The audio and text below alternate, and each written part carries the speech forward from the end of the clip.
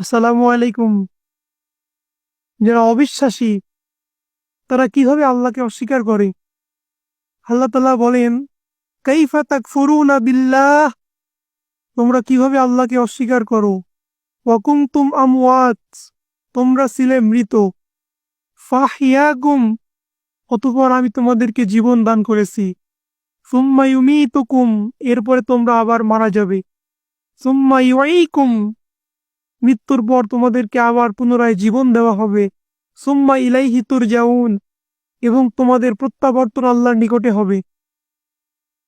তাহলে আমরা ছিলাম মৃত, সেই মৃত অবস্থা থেকে আল্লাহ তাআলা আমাদেরকে জীবন দান করেছেন। আবার আমরা মারা যাব, আবার মৃত্যুর পরে আল্লাহ তাআলা আমাদেরকে পুনরায় জীবন দান করবেন এবং সর্বশেষ প্রত্যাবর্তন হবে আল্লাহর নিকটে। তাহলে সে আল্লাহকে আমরা কিভাবে অস্বীকার করতে পারি?